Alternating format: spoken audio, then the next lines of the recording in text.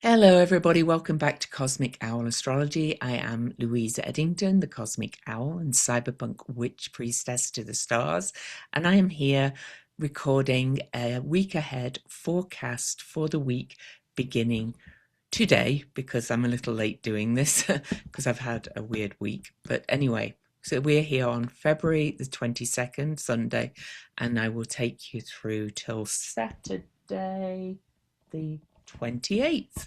And that will be February all over already. Wow.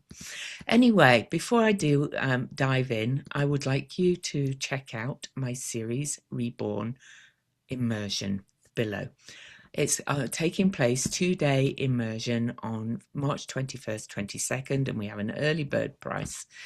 But this is a journey of initiation. This is a journey where on day one, you will descend into really kind of understanding and embodying Ceres at a very deep level. And by day two, you will begin to feel reborn into a deeper, wilder expression of your feminine nature, not as concept, but as lived reality. But you will also be able to use that way of working with Ceres in with your clients if you're an astrologer. So you will deeply understand Ceres in so many ways, but more importantly, you will be embodying her. This is not a kind of patriarchal interpretation of astrology. This is rooted in your own inner authority, and this is how I work with the planets. So if you want to really understand the Great Mother within you, then come along to my series Reborn Immersion. Okay. And on that note, I have pulled cards as usual for the week ahead, but I am changing the deck I am using from the Red Threads Tarot to the Red Seeds Tarot. And this is actually based on the Eleusinian mysteries, which are of Demeter and Persephone. And Demeter, of course, is Ceres. So there you go. So the cards I've pulled. So this is the Queen Bee, the Nine of Seeds. And as usual, we'll go through these cards at the end. And the Five of Vessels. And the Gardener of Hope. Okay. So here we are on the 22nd. Wow. Where's the time going? Honestly, it's just crazy nuts. And I do have quite a lot of extras in my chart again because I'm tracking them at the moment. I may not speak to them all, but I'm just going to change the time to the start of the day. But here we are, Sunday, February the 22nd. This, if you don't know, is Circe. Circe is the sorceress. She's just been speaking to me again, and I've put her in because she is square to the Saturn-Neptune conjunction that was exact on Friday on my South Node, and that is already bringing some big change.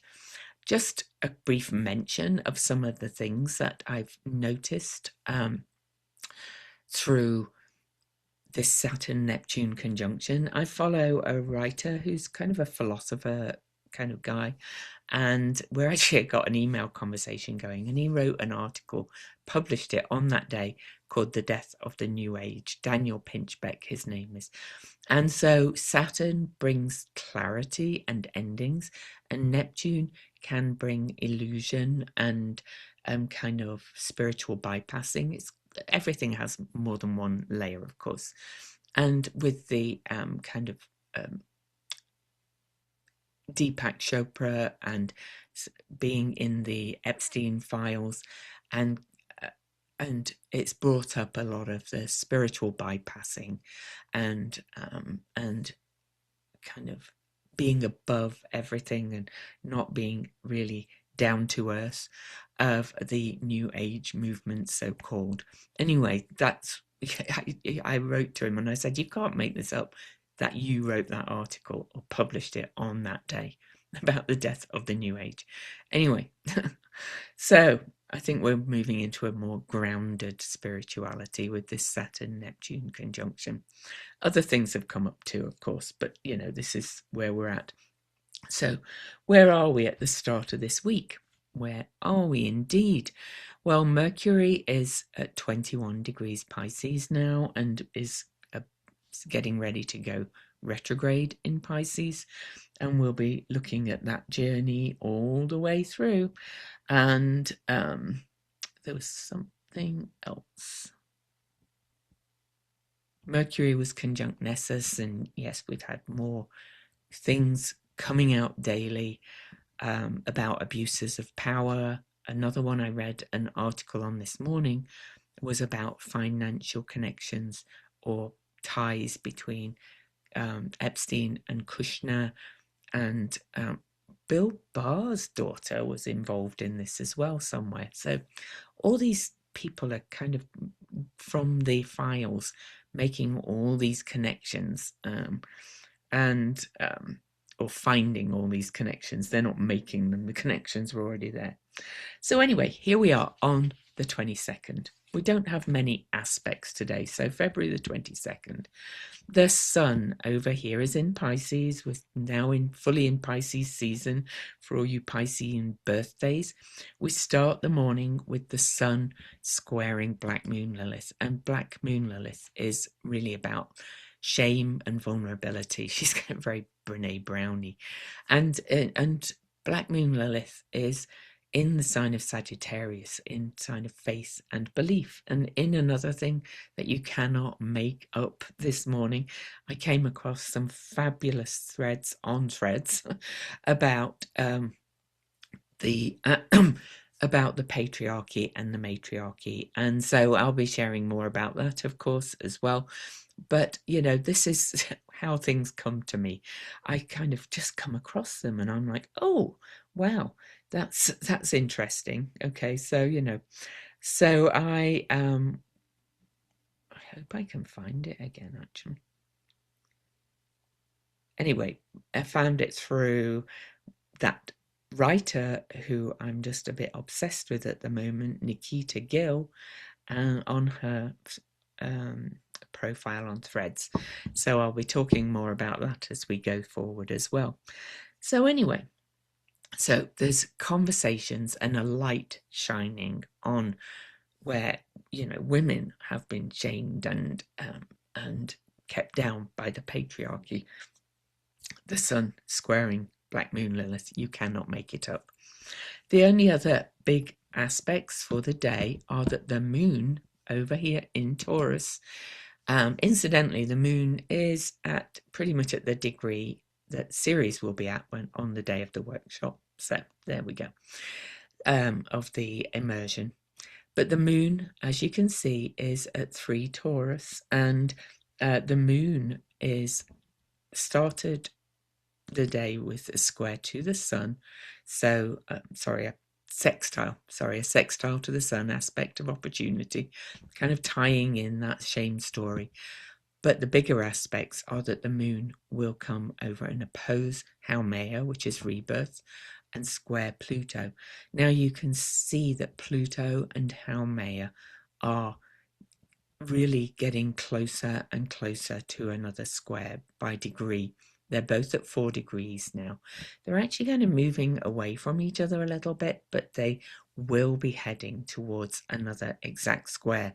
And I've mentioned it many times that Pluto and Haumea have this almost decade-long square, and they're kind of this similar energy. But Haumea is in Scorpio, and Scorpio has a lot to do with manipulation and power games, particularly of sexual power games. And here she is in Haumea is rebirth, a powerful goddess of creation, the creatrix goddess of the Hawaiian pantheon. And Pluto is death and transformation, and digs into what needs trashing and being thrown away to be reborn, and onto the excrement. And again, you cannot make this up. And here's the moon in the sign of Taurus, which is our earthly embodiment. It is all earthly things, set the senses, the body, nature, all of those things, deeply yin, deeply feminine. And here we are finding out so much more about all this, about how the patriarchy basically has impacted us. In fact, on yesterday, I came across an article that said, we're calling them the predatory class now, by the way, but also I shared an article about patriarchy stress disorder. Okay. So, this is, the astrology is fascinating sometimes as we go forward. But anyway, February the 23rd. Okay, here we have the moon is still in Taurus on the 23rd and will square Vesta. So the moon moves to square Vesta, to square Chariklo, and that is really asking us to really step into our body, get grounded, and really go move in to what new story we are weaving from our inner flame. Okay, so this is powerful as well. But then the moon will also square Mars, and this is taking action as well. Honestly, I've never seen such people rising up, really, to take action. And some of it is weird. There's a pastor in Montana. He's Chuck Baldwin of Liberty Church, told his whole congregation that Trump belongs in prison for the rest of his life after reading the Epstein files. Okay. And this guy is, he's one of these, Christian nationalist kind of pastors. He's personal pastor to the Oath Keepers. So, people are changing and people are angry, Mars, and taking action and so on. So, all these things are, I've been promising that things will change, and they are. Anyway, then also on February the 23rd, tomorrow, Black Moon Lilith will square the nodes again. Remember, I used the true calculation, so she's oscillating. She moves back and forth a lot, true to her very wild nature. But the nodes are at that 8-degree mark where they are staying, because we're in that middle of the eclipses. And so Black Moon Lilith squares it again and says, no, we have to change. We have to remember that everything is interconnected and that love is the answer in many ways. Anyway, so then the moon, the Taurus moon, will meet Uranus, and that will be at 5:28 p.m. on Monday. And Uranus is moving forward now, bringing some radical change and revolution, and that's another point of our awakening to what's been really going on. Then Pallas Athena and Black Moon Lilith will square off, and Pallas Athena is, squaring off and kind of saying we can look into it, find the patterns, find these connections, and she's the wise warrior as well. But she's also about crafts and art and things like that. And again, I've seen, so many people talk about kind of moving more into this more creative kind of way of being. The astrology is in our favor, I tell you. I know it all seems very awful at the moment, and some very dark things are being revealed. Pisces can be the shadows, what's been hidden. It can be a very dark place of fears and things. Some of our worst fears are being revealed, but here we are. Okay. So then the moon will move into Gemini, and I think we'll be out of bounds by that point, I believe. So the moon will, yes, it will start going out of bounds again, as it does every month. So the energy is really starting to pick up, okay, as we move through the week. And the moon will conjunct Sedna on the 23rd, late in the evening. And then we're on to the 24th. Sedna is connected to this Saturn-Neptune conjunction as well. So big changes, 11,406 year orbit. We're realizing we have to change how we live in all ways. We can't keep going like this. February the 24th. Okay. It's the first quarter moon, the crossroads in action phase of saying what was seeded on that February the 17th eclipse. It's time to really start taking action as we move towards the fulfillment total lunar eclipse on March the 3rd. And so things will really, the energy is really going to pick up. You're going to see things starting to change really fast. But as the moon squares off to the sun, the moon will then square the nodes because it's halfway through the eclipse season as well. We're really going to see things starting to turn around, people speaking up, people changing their perceptions, people realizing where they've been wrong. I actually found out about somebody I know here locally in Utah who's had an awakening and realizes that she should not have voted for Trump. But anyway, so anyway, that's just her personal journey. But and then Vesta and Chariklo will meet exactly at that 22 Aquarius mark. Remember, 22 is a master builder number, and this is really kind of focusing the story of what the story we're going to create for the future. But it's also in the sign of humanitarianism and the people. And so this is saying this doesn't work for anybody, right? This society we're living in. These are huge changes, by the way. I can't stress enough. This period is just such a huge shift as we move into this year of expansion of consciousness. Okay. So, and then finally on the 24th, the moon will oppose Black Moon Lilith. So more truths coming to light and so on. Okay, on to the 25th. The moon, you can see, is in Gemini and yes, has gone out of bounds by this point. So things are really kind of, very heightened energetically again. And the moon will square off to Venus, Nessus, revealing abuses of power and saying the buck stops here, we've had enough, and will square off to Mercury. And so all of these squares will happen between 5:10 a.m. on the 25th and 11:33 a.m.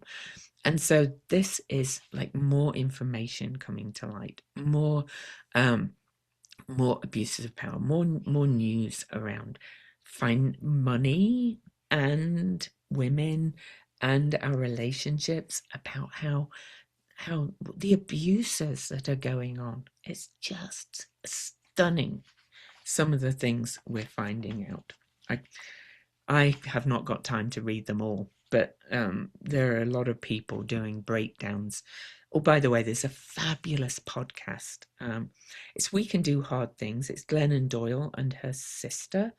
And there's 2 episodes of the podcast that kind of really go through the history of the Epstein story, about, how a plea deal was done by the prosecutors, and it ties all these pieces together. And then the second one has this lawyer on who is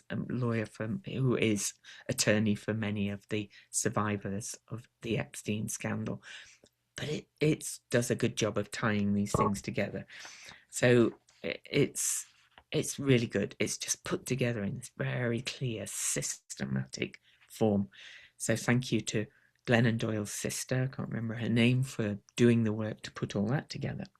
But anyway, so the 25th, yes. So all these squares to all this energy in Pisces at the end of the zodiac, as everything is moving towards Aries now, really kind of brings more to light, more information, more news. And then the moon will finish the day with a conjunction to Hygeia, which is health and preventative, holistic health. How do we work to prevent this happening again in all ways? But then the big action on to the 26th. So on to Thursday, the 26th, the moon will move into Cancer early in the morning, still well out of bounds as we're heading towards the lunar eclipse, right? Okay.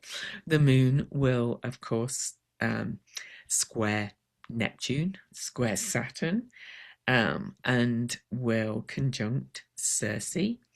And you're going to hear more kind of witchy kind of energy about how we're not going to let this happen again, how we are going to recreate something, and bringing in the mothers. I want to share actually I wasn't going to share this, but I think I need to. So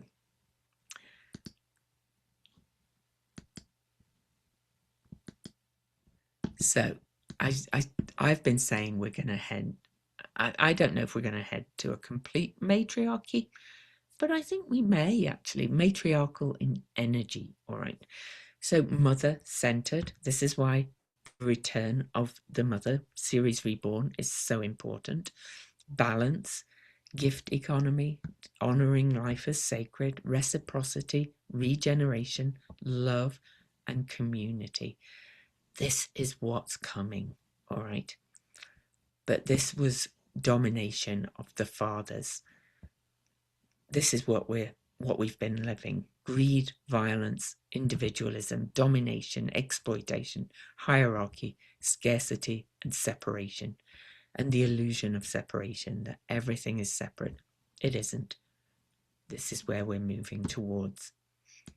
And I keep finding more and more saying this is where we're going. And the astrology has been showing me this for a long time. So I feel quite excited, even though a lot of what's coming out is so horrible. I'm sorry about that. But anyway, so the moon will finish the day with an opposition to Pholus. So let me go through those aspects again. It will square Neptune, which of course has just met with Saturn, will square Saturn. So more things are coming to a light, but more people are going to say enough is enough. We've had enough. Moon is in her own sign of Cancer, saying no, we can co-create something different and come together as a family of humanity. Okay, but and then we'll square all the things. But anyway, let's move on to the bigger aspects.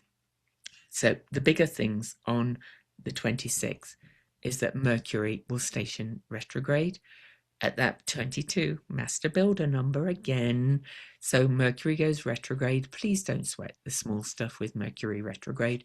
This Mercury retrograde, I think, is going to be so wonderful for people changing their perceptions and revisiting their faith and belief and what they have faith in and what they trust, and immersing themselves into seeing what's coming out, but then realizing that we can do things differently. Okay. So also interestingly, this is all happening as the State of the Union address is on the 24th. So 2 days before on Tuesday, and Mercury then stations retrograde. So it's going to be interesting what comes from that. Okay, so Mercury stations retrograde and we'll go back to 8 Pisces where the North Node is. So it's going to be I think it's going to be a great journey. But yes, you may have some personal memories coming back up yourself. I've had some already that are starting to emerge. More about living under the patriarchy, if you like, as well. So Venus will conjunct Nessus on that day as well as Mercury goes retrograde. So more things coming to light under that retrograde about women, money, financial ties, all these things coming, but also more realization of realizing that we are in that, we're not, nothing separate. Okay. So then it's a big day, the 26th. Chiron will conjunct Ceres on that day at 23 degrees 56. And so Chiron will meet Ceres, the Great Mother, at 23, which is the most human of numbers, I have to tell you. And she was discovered at 23 Taurus, which is kind of semi-sextile. That Ceres is on her way to the return for her discovery degree, which she goes about every 4.5 years. But at the moment, she is emerging. And this is about how we heal. We're seeing this wound, we're seeing this patriarchal wound collectively, shining a light in it. And here is how we come together and be the healing, okay? Returning to the mother. Can you see why she's so important right now? Anyway, yes, she is. So check out the workshop again. So Ceres will meet Chiron on the 26th as we're heading towards all of this energy.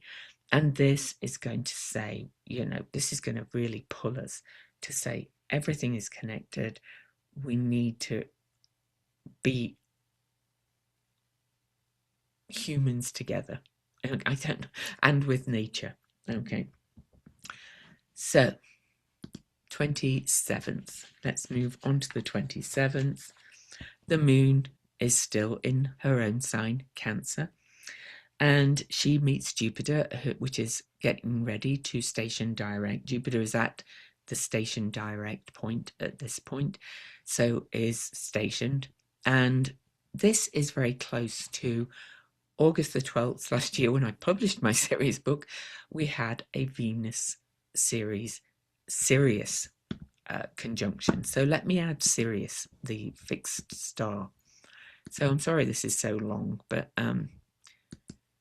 everything is just lining up in the most magical ways, in my opinion. So Sirius, the dog star, is called the sun of our sun. Okay, so this is a point that we were at last August the 12th. And Venus was here as well. Venus, Ceres, Sirius and Jupiter. And think about what's changed since then. Well, the moon activates that now in her own sign, the sign of the mother as well, in a different form of mothering. But, all the divine feminine energies are rising and speaking together. And Jupiter expands everything, right? Okay, and Sirius really is the most beneficial sun in many ways. This is saying we are to become the sun of our sun in many ways. So I just love that all these things are coming together. So that's where the moon is, and the moon conjuncts Jupiter. But then the sun over here meets the North Node.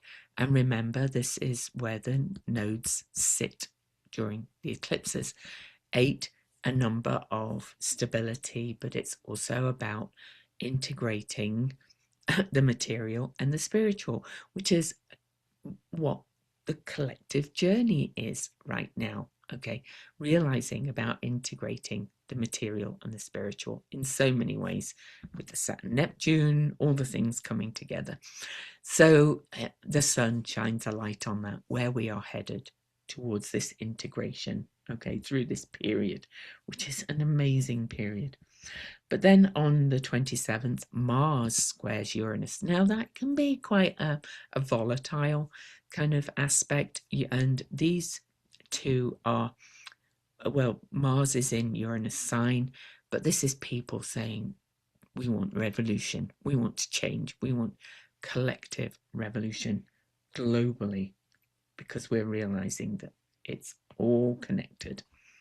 Anyway, the moon will then oppose Juno, our sacred contracts with each other, and as the moon does that, we'll also square Chiron and Ceres and Eris. And Ceres is approaching Eris, and these are saying, shake those tables in a huge way.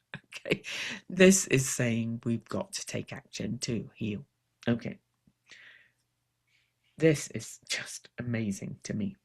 February the 28th, the last day of this week, last day of February too. And we're moving into March. So Mercury will conjunct Venus, and Mercury is still pretty much stationed retrograde, even though Mercury starts to move quite quickly backwards through the signs. But can you imagine how much more is going to come to light around women, finances, things like that? It's just, it's going to be hard to keep up, actually, you know. And the moon will then finish the journey in Cancer with an opposition to Hecate. And this is at the anaretic degree of Capricorn, which is the structures of our lives, institutions, all of those things. This is time to change, rebirth something new. The moon will then move into Leo. And but Mercury at that time will be squared by Black Moon Lilith, so more things coming to light about how women, children, all these things that are seen as less than in the hierarchical, patriarchal world we've been living in, more will be revealed again. Wow. So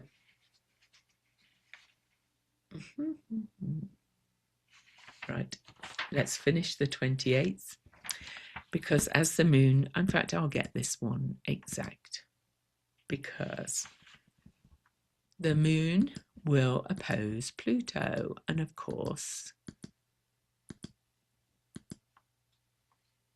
so here we are on the 28th. Okay, Saturday, I'll readjust. Here's the moon over here in Leo. Incidentally, this is all very close to the nodes of the USA, so of course a lot of this is centered on what's happening here with the Epstein and everything, but it's definitely rippling out, as we know. The moon is in Leo, the sun sign, saying, this is what this patriarchal world has brought us, but it's also the heart, seeing with the eye of the heart as well. But look at this, the moon opposes Pluto, squares Haumea.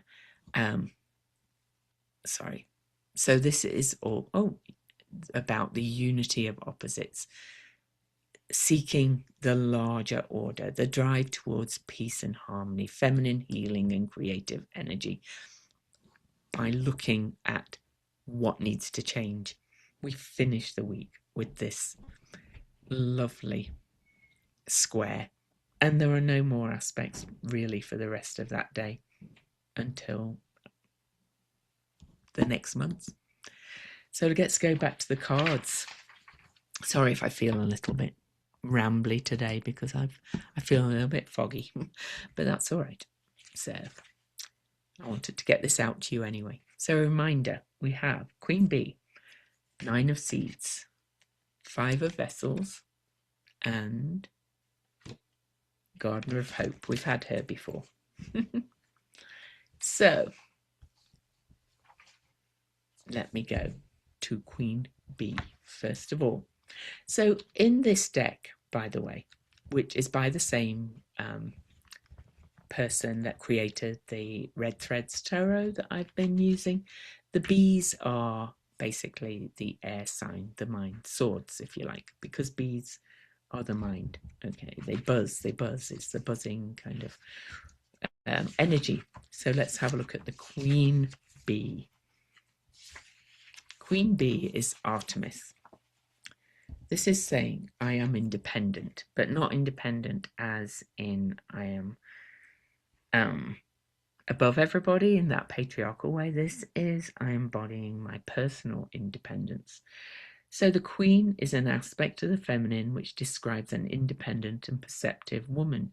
She is a woman of integrity who owns a penetrating mind and a strong will.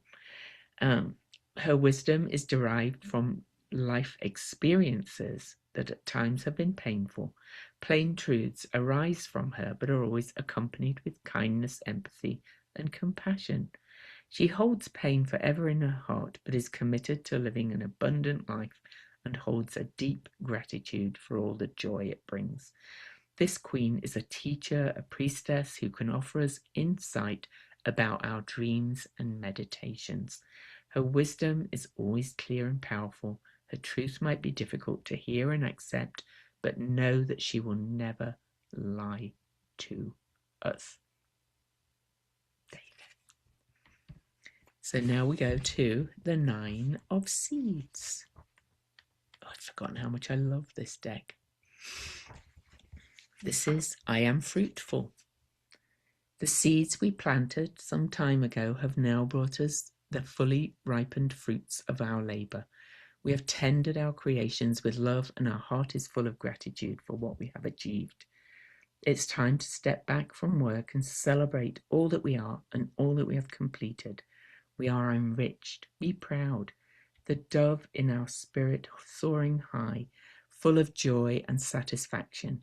The winged one drops seeds of grace and gratitude upon the ground and tells us that our final step will be to recognize the new beginning which will emerge from this time of success. Wow. And then the Five of Vessels, which is cups. Okay. Seeds is discs, if you didn't kind of know. But this Five of Vessels is I am loss. So there is going to be, some mourning as well as the gratitude and, the pain. There's going to be some spillage of tears. Sorrow may surround us. We may be trying to push through the feelings of grief and loss, but such wounds are held deep within our heart. This is the Chiron conjunct series, really. Okay, we're seeing the wounds. So the time will pass. Time is needed. This will pass. All things pass. We awaken when we are ready. Our soul is witness to the depth of such encounters. So it's both a kind of celebratory week of where we've come, but also still facing just the grief of what we're seeing, I think, in so many ways. So, there's Gardener of Hope. Now, I think I've mentioned before that in shamanic practices, you can do a shamanic journey to the middle world, which is kind of the world that exists alongside this world, the kind of second attention world. And you can do a journey to plant your personal garden of seeds in that garden. But this is the Gardener of Hope to me. So I'm just going to read... Though hope at times may seem far away, its nature is dog-like in its loyalty. It will never abandon you, not truly. It may feel far away, but it is deeply connected to your soul at all times. A witch knows when she wanders into circumstances that feel hopeless. Her primary job is to ask for help. One friend, family member, therapist, or other ally will suffice. She only needs one person to sincerely listen, to help her create a space of safety so that she can hear her own voice and release the weed-like fears holding her Garden of Hope hostage. If you are struggling to find meaning, seek an ally that will help you to create a safe space so you can tell your story and hear your own voice with loyalty and compassion. Hope will return. Now is the time to tend that garden. Oh, what a time we're in. I do have to tell you that I have had so much come up for me around my life growing up in a patriarchal society. I was, lucky enough to not experience any of, or much at least, of the abuse that these poor survivors of the Epstein trafficking organization experienced. But there's layers of that patriarchal abuse, right? Of just how women have been treated, talked about, and have existed in this world, this patriarchal world. We're seeing in these emails how women were just talked about in this men's club, you know. And of course, you know, they had the wealth and the power. So this is the powerful men. But this has rippled down to all kind of layers of society in this hierarchical system, right? You know, but it's gonna come to an end. Bye. Love you.